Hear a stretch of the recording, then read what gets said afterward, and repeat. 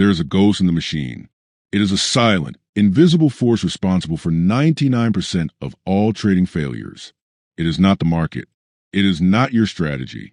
It is a deeply flawed, brilliant, and hopelessly human ghost that sits in your chair every single morning. I know, because for years that ghost was me. You know its voice. It's the one that whispers in your ear to hesitate on a perfect setup, paralyzing you with a sudden wave of fear.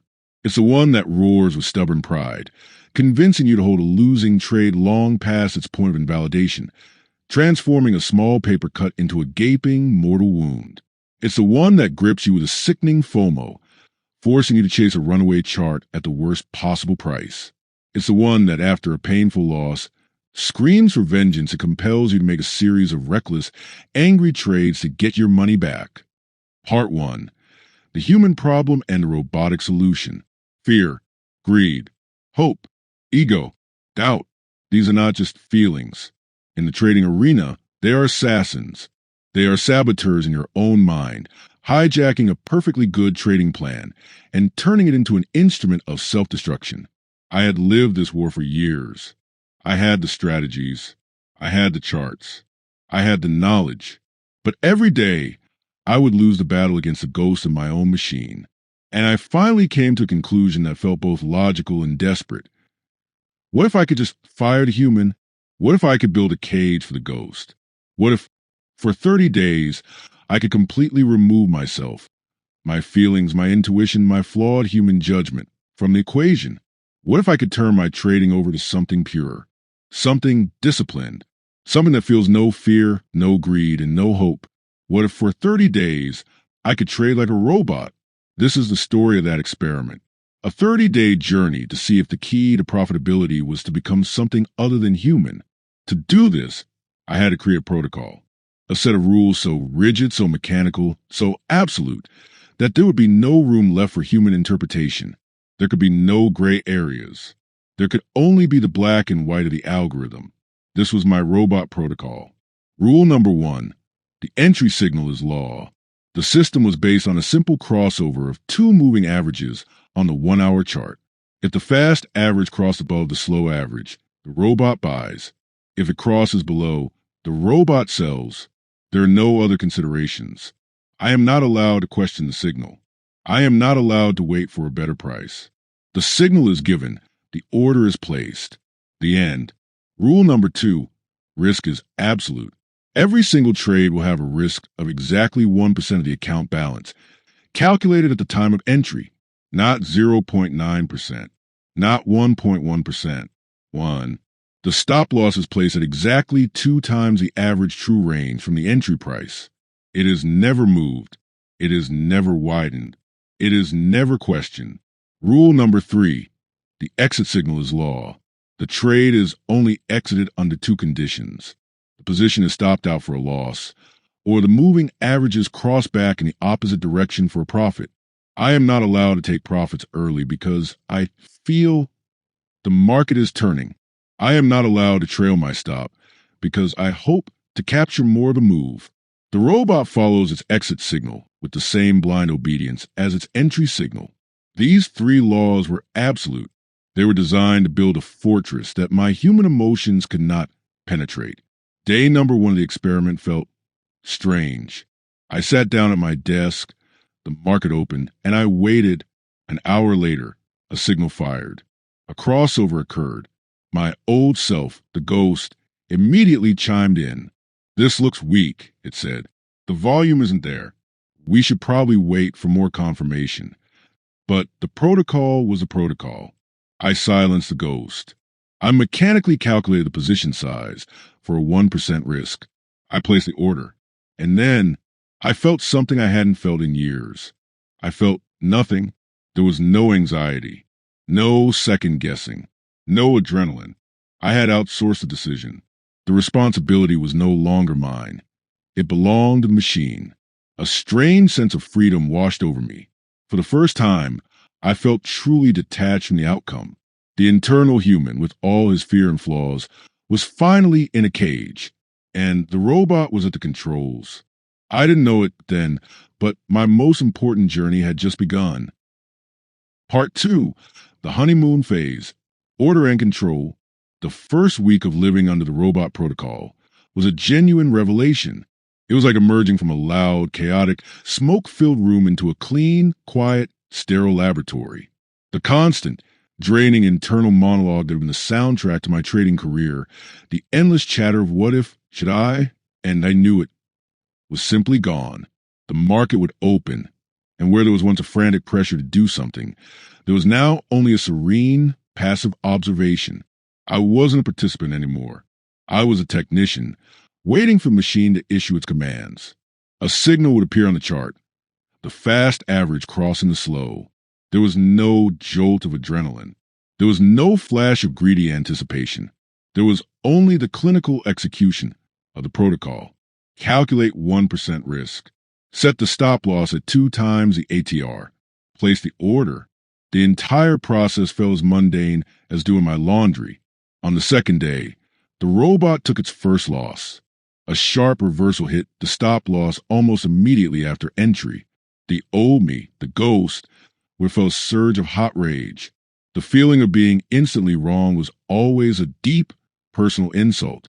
I would have felt the immediate, burning desire to find a new trade, a winning trade, to erase the shame of the loss. But the robot self felt nothing. I simply followed the protocol, logged the trade in the journal. The entry read, System entry executed per rules. Stop loss triggered per rules. Result, minus 1%. Protocol followed, 100%. That was it. There was no emotional echo, no psychological hangover, no thirst for revenge. The loss was just a number, a processed piece of data, a routine and fully anticipated operational cost. The freedom in that single moment felt more significant than any financial gain I had ever experienced. I was losing a small amount of money, but I was gaining something infinitely more valuable. I was accumulating psychological capital. I was proving to myself in real time that it was possible to operate without the toxic baggage of my ego. By the end of that first week, my P&L was almost perfectly flat. I had made and lost a few tiny sums, amounting to nothing. But psychologically, I felt like a king. The constant background radiation of anxiety had been switched off. I could watch the market thrash and churn. A storm of fear and greed played out in candlesticks. But I was no longer in the storm. I was in protected observation deck, insulated by the unbreakable walls of my rules. It was a state of profound, blissful detachment. I had achieved the emotional zero that every trading guru preaches, and it felt like enlightenment. The second week is when the true seduction began. The moment the experiment went from feeling like a successful therapy session to feeling like I had discovered the Holy Grail. The character of the market shifted. A strong, clear trend began to emerge, a condition that was perfectly suited to the simple trend-following system I had programmed. The robot protocol began to sing. It entered a long position. The trend developed beautifully. The moving averages stayed cleanly apart. I did nothing. I watched as the P&L grew, feeling none of the usual anxiety or the urge to snatch my profits off the table. The robot was in control. Days later, the averages finally crossed back. The exit signal was triggered. I closed the trade for a significant gain. Then, almost immediately, a new signal fired in the opposite direction. The robot went short. Again, the trend was clean. Again, the robot rode it perfectly. Again, it exited for a large, clean profit. This happened 3 times in a row, each trade executed with the same mechanical, emotionless perfection. With each program win, a new belief started to crystallize in my mind. It wasn't the manic, desperate euphoria of my old self, who felt like he'd won the lottery. This was something colder, sharper, and far more dangerous. It was a feeling of intellectual superiority. I started actively reflecting on my past persona, the fearful, greedy, hopeful human, with a kind of intellectual contempt. What a primitive creature he was. I thought to myself as I watched the robot bank another win, agonizing, stressing, hesitating, when the solution was so brutally simple all along. The human element is not a feature. It's a bug. You just have to write the code to remove it. This was the honeymoon phase at its most potent. I felt like I had genuinely transcended the messy, emotional battlefield where the other 99% of traders were still flailing. They were wrestling with their primal demons. I had simply engineered the demons out of existence. I had become the machine. I had, in my mind, unequivocally solved trading. I was no longer a trader. I was the overseer of a flawlessly functioning profit-generating algorithm. I was mistaking the temporary alignment of market conditions with my rigid system for a permanent solution to the human condition. I believed with absolute conviction that I had locked the ghost in an unbreakable cage and thrown away the key. But I was about to learn a terrifying lesson. You can cage the ghost, but you can never kill it. And it is at its most dangerous when you forget it's there, watching, waiting, rattling the bars for the perfect moment to break free and remind you who is truly in control. Part 3. The Glitch, the Ghost in the Machine. The third week began with a storm. Not a storm on the charts, but a storm in the very character of the market itself. The clean, flowing trends had been the perfect fuel for my robot's engine vanished overnight. They were replaced by a volatile, vicious, sideways chop. The market was no longer moving with clear direction. It was thrashing erratically, like a wounded animal. And it was in this new environment that the first cracks in my perfect machine began to appear. My robot, with its blind obedience, couldn't see the change. It only saw its rules. So when a moving average crossover occurred in the middle of this violent, choppy consolidation, it fired a buy signal. My human intuition, the cage ghost, woke up and screamed. This is a terrible trade. It whispered, a voice I hadn't heard in weeks. Look at the price action. There's no conviction. This is a trap. This is a sucker's bet. But the robot protocol was absolute. I was a technician, not a thinker. My hands felt like they belonged to someone else as I mechanically placed the order, feeling a pit form in my stomach. 10 minutes later, a violent whipsaw to the downside triggered the stop loss for an instant minus 1% loss. An hour later, another crossover occurred. So, the robot commanded. Again, my intuition recoiled. This is the same trap, just in the other direction. Do nothing. But the protocol was law. I placed the trade. The market churned sideways, then rocketed up, stopping me out for another immediate minus 1% loss. The robot was now methodically taking every single fake out, buying at the highs of the range and selling at the lows. It was a perfect engine for losing money in a sideways market. My blissful detachment was rapidly evaporating, replaced by a cold, rising tide of frustration. The robot was stupid. It had no feel, no context, no common sense. I could see the mistakes it was making in real time, but I was powerless to intervene. I felt like a passenger in a car being driven by a blindfolded child, heading straight for a wall. The ghost in the machine was rattling its cage, and the bars were beginning to bend. This led to the most agonizing phase of the entire experiment. The internal war. There were now two of me, locked in a brutal psychological conflict. There was a disciplined robot, loyal only to the rules, and there was the experienced human, screaming that the rules were leading us to ruin. The conflict manifested in two equally painful ways. First, there was the agony of the forbidden trade. I would be watching the screen, and I would see it, a perfect A-plus setup, one that my years of human experience recognized instantly. A beautiful price pattern converging with a key support level that I knew, with a high degree of probability, was a great trade, but it did not trigger the robot's simplistic moving average crossover rule. My rules forbade me from taking it. My entire being yearned to click the mouse. My intuition was screaming, this is the one. This is a trade that will pay for all the robot's stupid losses. But the protocol was my prison. I had to sit there, chained to my desk, and watch as the trade played out perfectly without me. It was a unique and exquisite form of psychological torture. I was being punished for my knowledge, a prisoner of my own rigid discipline.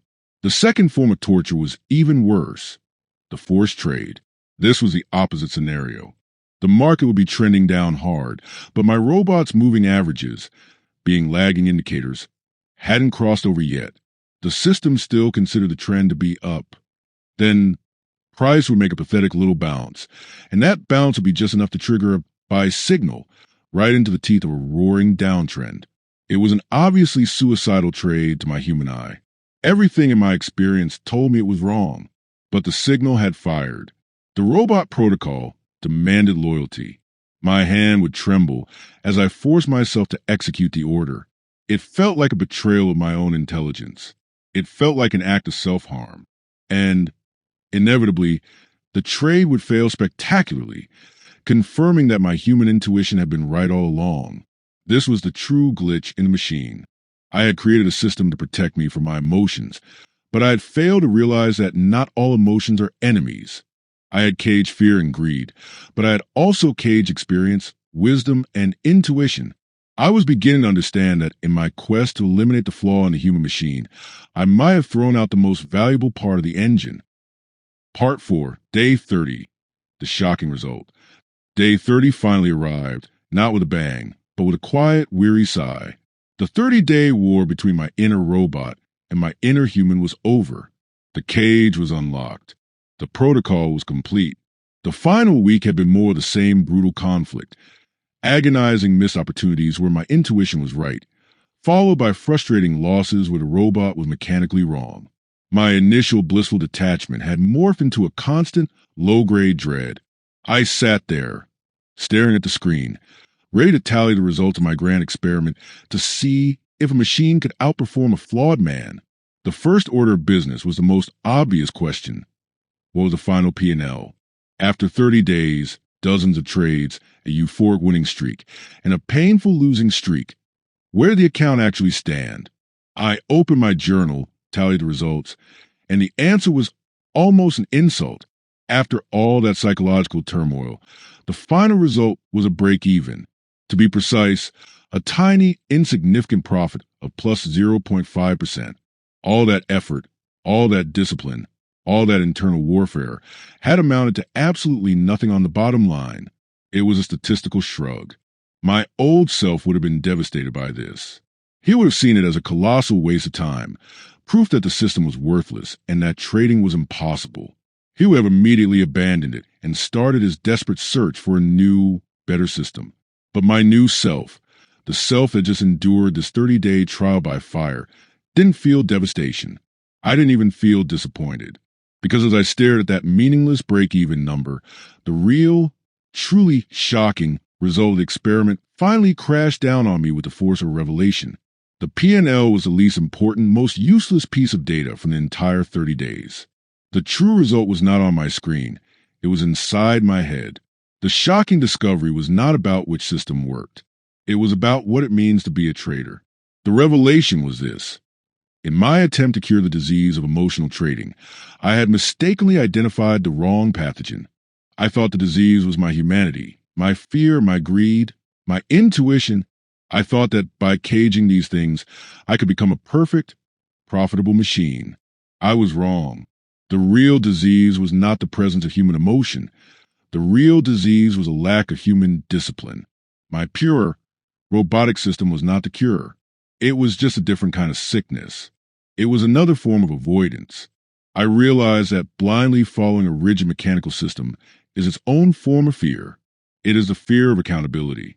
It's the fear of making a decision and being wrong. It's a desire for a black box to hide inside, so you never have to take true responsibility for your own choices. It felt different from my old emotional chaos, but it was born from the exact same root, a deep-seated desire to avoid the discomfort of discretionary thinking. The path of the robot was just another lane on the highway of easy strategy. It was a more sophisticated-looking path, paved not with hope but with logic, but it still led to the same cliff edge of mediocrity and frustration, because it demanded that I sacrifice my greatest asset. And what was that asset? My own well-trained, experienced, human brain. My intuition wasn't an enemy to be locked away. It was a superpower to be harnessed. My feel for the market's context wasn't flaw. It was a highly advanced pattern recognition tool that a simple moving average crossover could never replicate. My human ability to see that the market character had shifted from trend to chop was an edge the robot was blind to. My intuition screaming at me not to take that suicidal trade wasn't fear. It was wisdom. My experiment had failed to make me a profitable robot, but it had succeeded in showing me the monumental power of a disciplined human. I hadn't just been testing a trading system. I had been conducting a 30-day performance review of my own humanity, and the results were in. The shocking result was that the ghost in the machine wasn't flawed to be removed. It was the entire point. The goal was never to become a machine. The goal was to become its master. Part 5. The Cyborg Manifesto. The new path forward. My experiment was over, but my real work was just beginning. The conclusion was not that mechanical systems are useless, nor that pure human intuition is the answer. The powerful, shocking revelation was that both paths, when followed in isolation, are fundamentally flawed. The purely emotional human is a slave to his primal instincts, destined to crash and burn. The purely mechanical robot is a slave to its rigid code, destined for mediocrity and unable to adapt. The solution was not to choose between man and machine. It was to fuse them. The path to elite trading was not to become a human or a robot, but to become something new. It was time to create the cyborg trader. Think of it like this: a world-class race car driver. He does not ignore the data from his car's computer. He is obsessed with it. He knows the telemetry, the tire pressure, the fuel mixture. He understands and respects the mechanical system he is operating. But when the race begins, he doesn't just blindly follow a pre-programmed set of instructions. He drives. He uses his intuition, his feel for the track, his experience from 1,000 other races, to make discretionary decisions in real time. He adapts to the changing conditions. He pushes the car to its limits when he feels a moment is right, and he eases off when his instincts tell him there's danger ahead. He is a perfect synthesis of man and machine. This is the new model.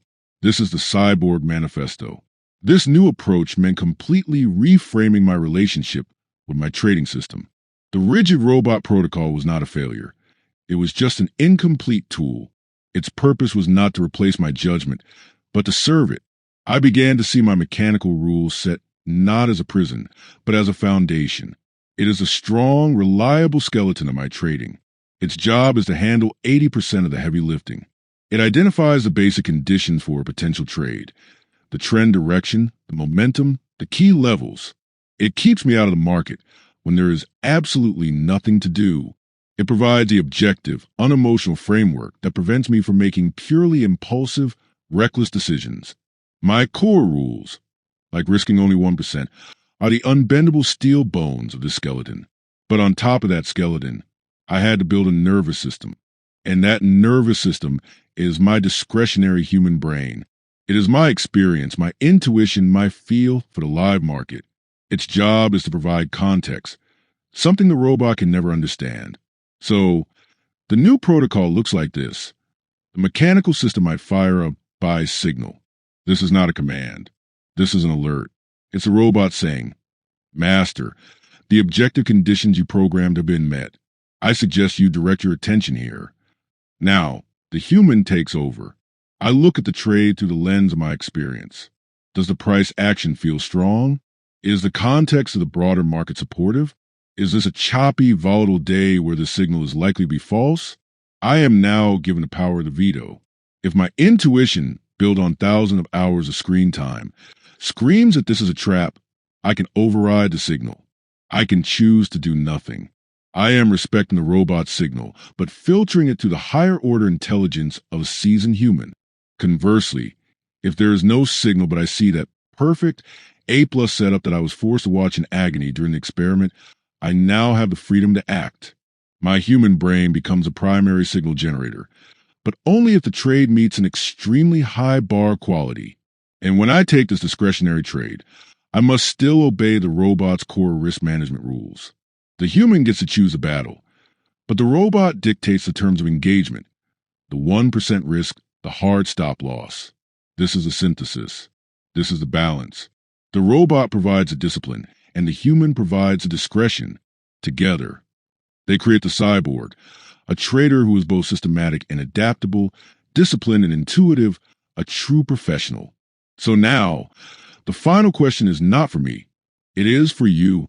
As you stand at your own fork in the road, you must diagnose your own imbalance. Are you too much like my old self, the purely emotional human? Are you driven by fear and greed, Chasing the market with no structure, no rules, no real plan?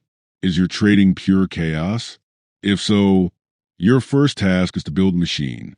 You must build a simple, rigid skeleton of rules, like my robot protocol, and force yourself to follow it for a period of time, not to make money, but to learn the feeling of true discipline. Or are you like me during my experiment? Have you fallen in love with a rigid system? Are you a robot blindly following rules while ignoring your own growing experience and the obvious context of the market? Do you feel frustrated, powerless, and chained to a process that lacks the nuance to adapt? If so, your task is to begin unlocking cage. You must start reintroducing small, calculated acts of discretion. Give yourself the power of the veto. Start trusting the wisdom you have earned. The goal is not one or the other. The goal is the integration. You must find that sacred balance between the unwavering discipline of the machine and the adaptive intelligence of the master craftsman. This is a true path. This is a hard, continuous work of the 1%. So ask yourself, which part of the cyborg do you need to build next? Is it the unbendable skeleton of rules, or is it the adaptive nervous system of intuition? Declare your focus in the comments below. Let us know which component you are committing to build. Your evolution starts with that single, honest declaration.